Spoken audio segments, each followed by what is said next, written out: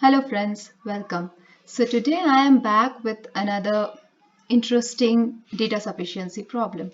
Okay, so let's go to the question and see how it goes. So question is, if A, B, C is not equal to 0, then what is the value of A cube plus B cube plus C cube whole divided by ABC?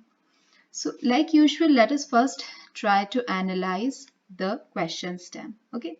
So what do you mean by A, B, C not equal to 0? Okay. So the product of A, B, C is not equal to 0. It means that A is not equal to 0 and B is not equal to 0 and C is not equal to 2. So none of A, B or C are is equal to 0. This is what it means. Very important condition. Okay. Now you have to find out the value of A cube plus B cube plus C cube whole divided by A, B, C. Right?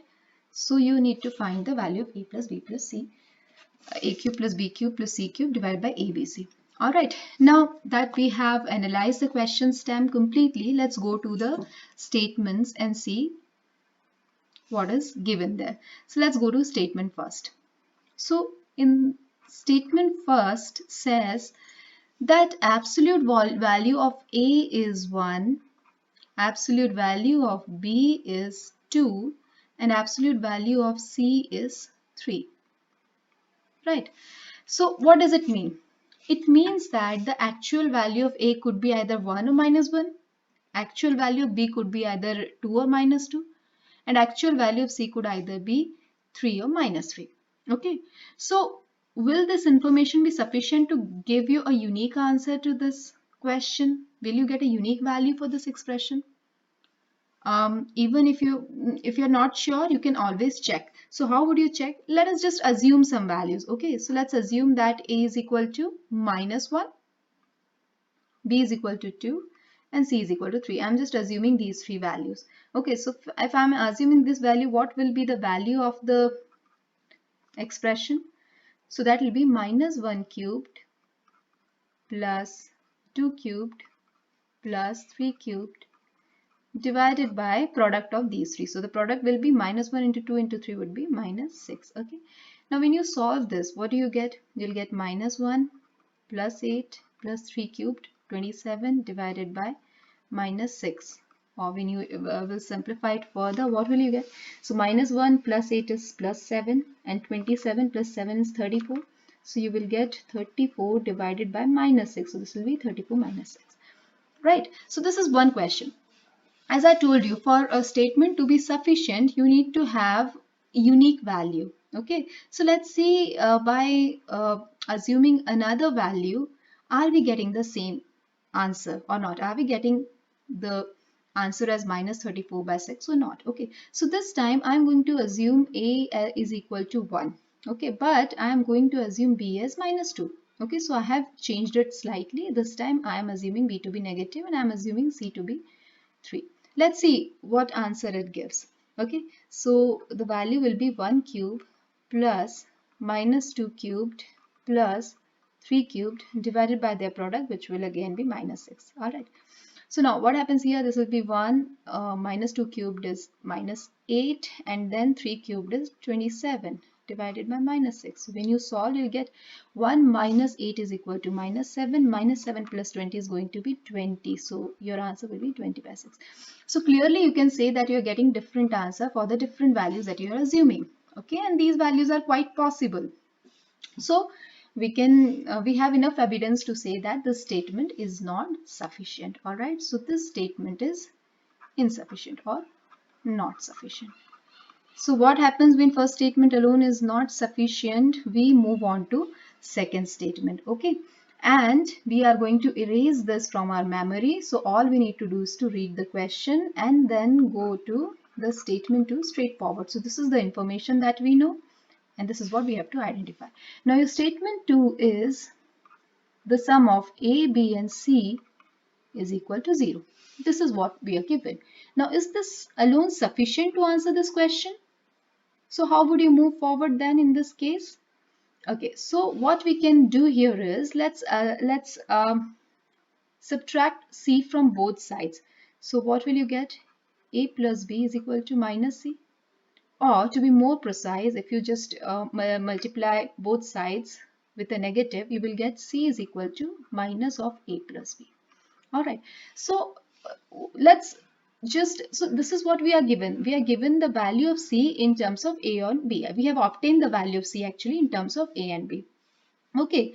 So let's substitute this value in the expression whose value we need to find out. Okay, so let's substitute the value of c in terms of ab and see what happens. This is all we can do, right? There's nothing much that we can do in this question. So let's do that. So a cube plus b cube, now c cube plus of minus a plus b cubed, right? Divided by ABC. So again I can write it as AB and your C is minus of A plus B, right? Now let us try and solve this. So do you know the formula, the expansion of A plus B cube? Let me write it down for you here. So this expansion is like this. See, this is, oh sorry, let me take some other pen. Let me take black one. So this will be A plus B cubed. What do you get when you expand this? You get a cube plus b cube plus 3ab into a plus b. This is what you get. Alright, so now let me substitute the value here, the expansion. So what will you get once you substitute the expansion there? You will get a cube plus b cube. Now this minus cubed is always going to be minus. So let us take the minus outside. So inside, this is plus here. So inside you will have, let's expand. So a cube plus b cube plus 3ab into a plus b, right? And down divided by, this is minus ab into a plus b. Okay, let us simplify it further. So you will get a cube plus b cube minus, this will be a cube minus b cube minus 3ab into a plus b, and this entire thing divided by ab into a plus b. All right. So now see if you can simplify it. Okay, so let's see if we can simplify this. So what happens here? You can see that a cube minus a cube can be cancelled out. Similarly, b cube minus b cube can be cancelled out. You are left with minus 3ab into a plus b. This entire thing is divided by ab minus ab into a plus b, isn't it? Now you can see you can actually cancel this out term and you can cancel this ab out. This becomes plus, so you are left with 3. So now you see you have your answer. Okay, you could actually simplify this expression with the help of the second statement and you got your answer as 3. So the value of that statement is 3 in this case, isn't it? So you see, by using the information of the second statement, you actually get a definite answer for the given expression. Okay, so your answer is that second statement alone is sufficient. So which option gives you that first alone is not sufficient but second statement alone is sufficient? So your answer is going to be option B here. All right, so option B.